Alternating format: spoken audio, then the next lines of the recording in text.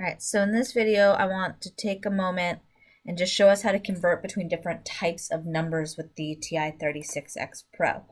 So fractions to decimals is probably the most common, and back and forth. So that's what we're going to start with. So fractions to decimals. So if you have a decimal,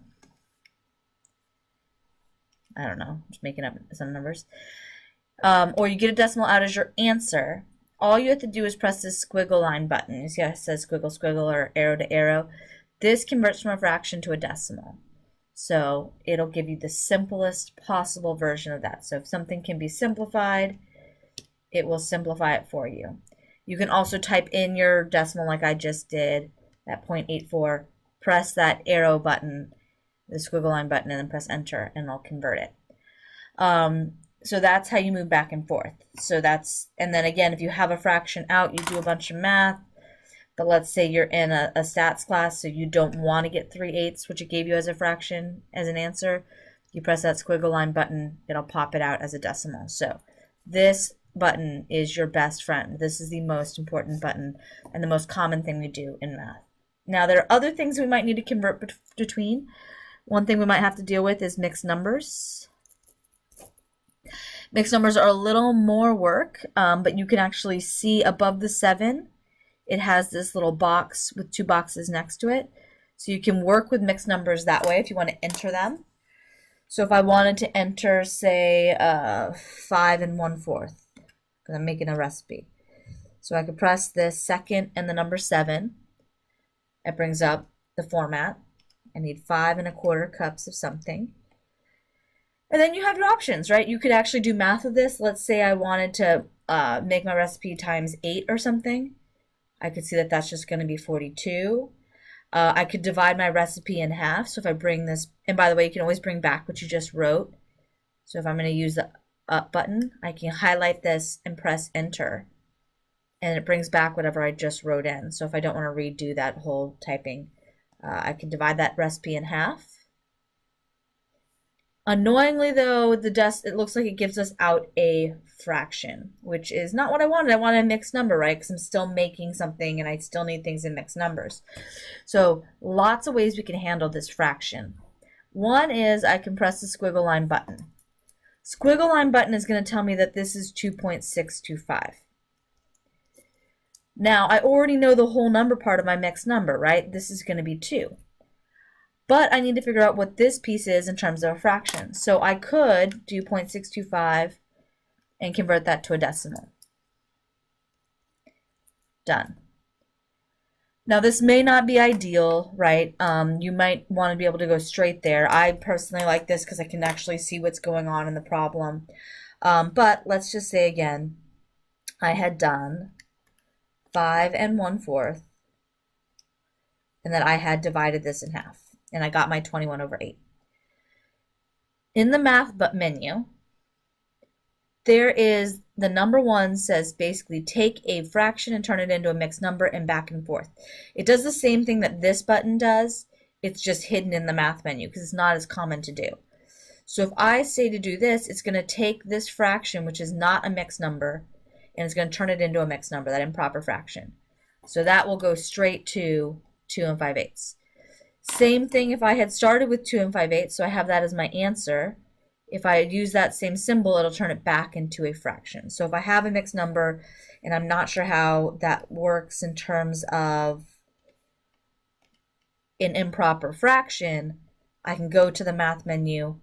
This will go back and forth, so it'll convert that mixed number to an improper fraction, and it'll tell me it's 37/5. So that's how you can do anything with mixed numbers, and mixed numbers going to fractions is within that math menu and number 1. And then of course you have your squiggle button down here at the bottom where you can convert it into a decimal. So and this doesn't matter. This is that little squiggle button at the bottom will take these to a decimal immediately. All right, so what else might you have to work with besides fractions, mixed numbers? One of the other things you might have to work with would be percents. This is one where the percent symbol can be helpful, but sometimes it just makes more confusion for students. But if you were confused as to like what 3% was, you'll see that there's a percent button or percent symbol right above the division. So if we press second, we can get to that blue. And if you press enter, it'll tell you what that is as a decimal. And then if you press the squiggle line, it'll tell you what that is as a fraction. So it's fairly straightforward to go from a percent to a decimal to a fraction. Going the other way is a little harder because you have to get the percent symbol on it, which is a bigger pain. So that one I don't really want to talk too much about. The way I always do the percent, so this is easy to go from a percent to a decimal to a fraction. Those are all simple. But the other direction is a little more challenging. Obviously, there are ways they teach this in like algebra classes, right? A percent is equal to a number over 100. You want to think of this as a fraction, as a fraction piece, as a decimal piece. I don't like thinking of it that way. I like thinking all of these as a unit conversion. 100% is 1, right? If you have 100% of the pizza, you had the whole pizza, 1 pizza. So I like to think of this as a unit conversion. So if I start with a percent, say like 76.3%, and I want to convert this, I need to get rid of the percent symbol. So